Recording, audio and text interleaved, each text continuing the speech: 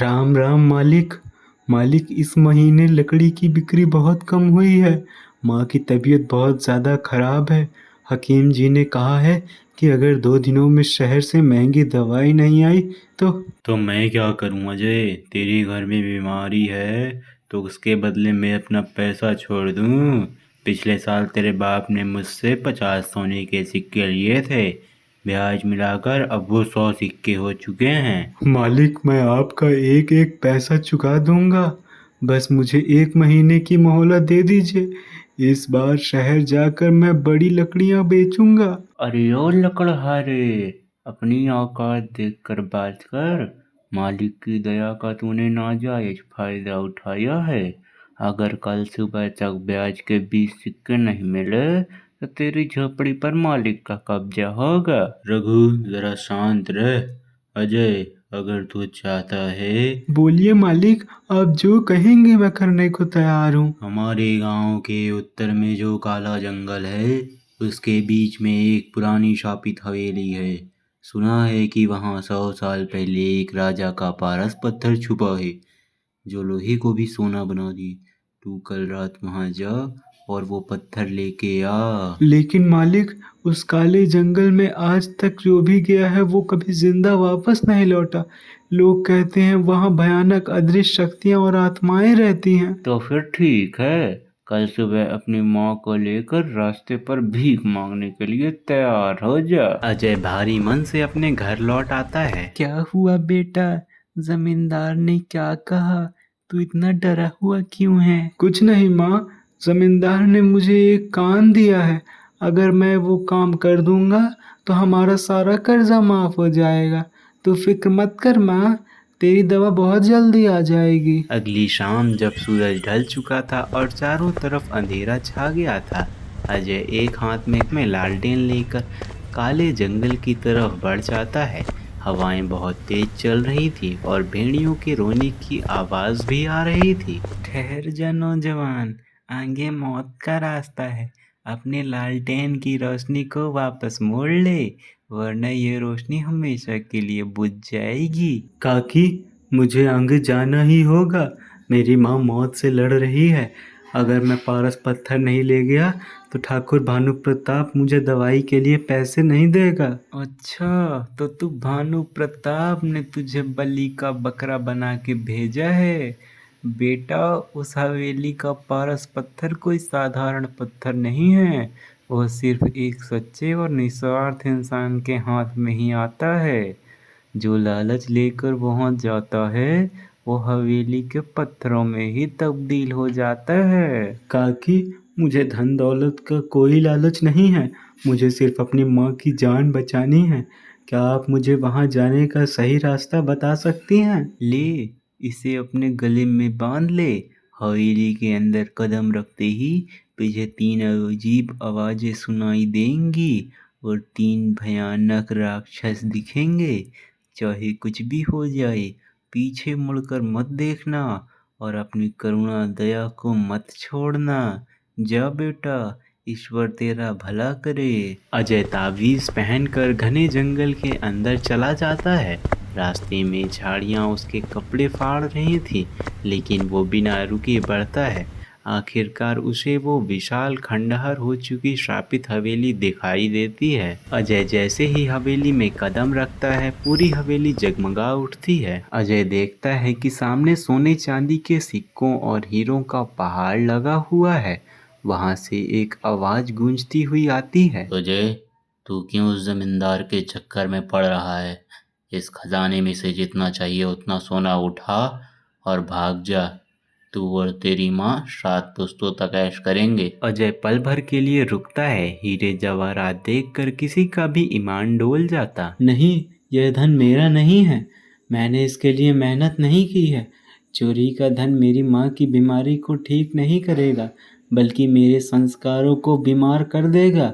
मुझे सिर्फ पारस पत्थर चाहिए ताकि मैं अपना कर्जा चुका सकूं। जैसे ही अजय यह कहता है, सोने का पहाड़ गायब हो जाता है। अजय आगे बढ़ता है, तभी उसे सामने से एक विशालकाय भयानक राक्षस उसके सामने आ जाता है। मूर्ख मानव, तेरी हिम्मत कैसे हुई इस हवेली में कदम रखने की? मैं तेरा मांस खा जाऊंगा और तेरी हड्डियों का चूर्ण बना दूंगा। भाग यहाँ से।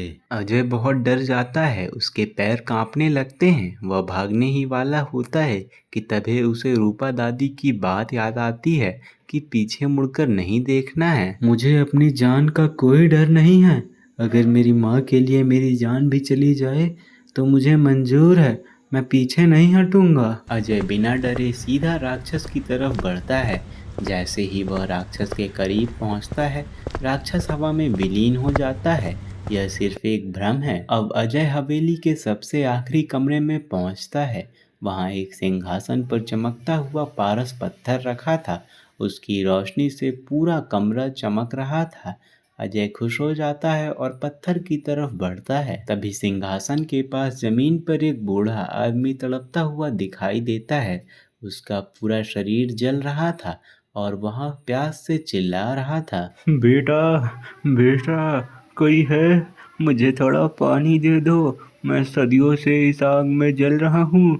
अगर कोई मुझे अपने हिस्से का पानी पिला दे तो मेरी आत्मा को शांति मिल जाएगी। मुझे बचा लो बेटा। बाबा, आप घबराइए मत, ये लीजिए पानी पीजिए। अजय उन्हें पानी देता है। धन्य हो अजय, तूने अपनी भूख, अपने डर और अपनी प्यास पर विजय पा ली है। तूने अपनी जान की परवाह ना करके एक तड़पती हुई आत्मा की मदद की है। तू ही इस अनमोल पारस पत्थर का असली हकदार है। संत अपने हाथों से वह पारस पत्थर अजय को देते हैं। धन्यवाद बाबा, लेकिन मुझे डर है कि अगर ये पत्थर उस क्रूर जमींदार के पास गया तो वह पूरे गांव को तबाह कर देगा। वो बहुत लालची है। चिंता मत कर बेटा, यह पत्थर इंसान के कर्मों के हिसाब से काम करता है।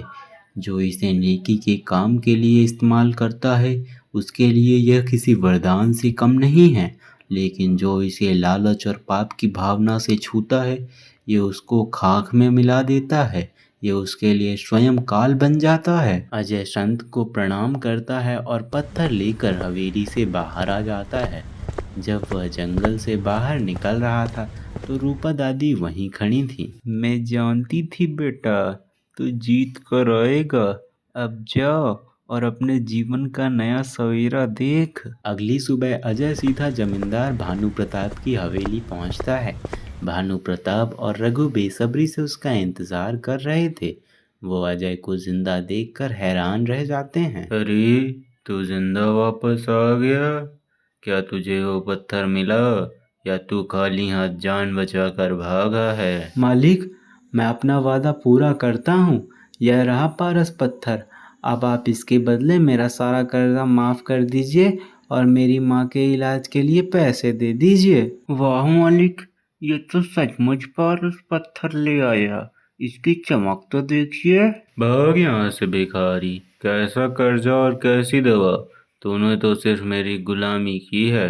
अब ये पत्थर मेरा है और इस दुनिया का सबसे अमीर आदमी मैं बनूंगा। सेठ जी, लालच मत कीजिए। इस पत्थर के साथ एक चुनौती भी आई है।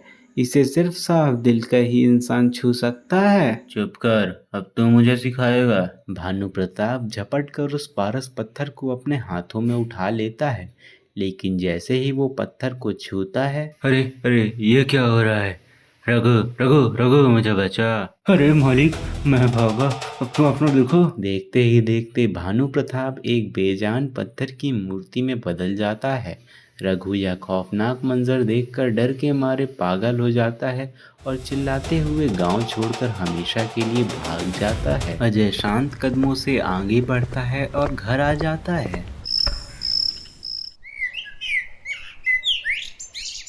अजय उस पारस पत्थर को लेकर राजा के पास जाता है।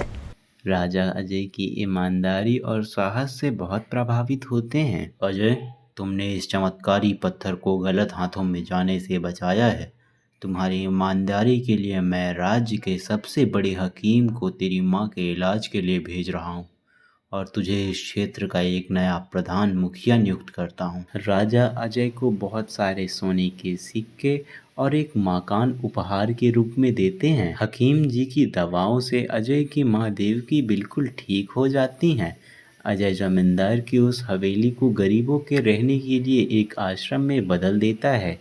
वह रूपा दादी को भी अपने साथ अपने घर ले आता है और अब पूरे गांव में भानु प्रताप का खौफ खत्म हो चुका था।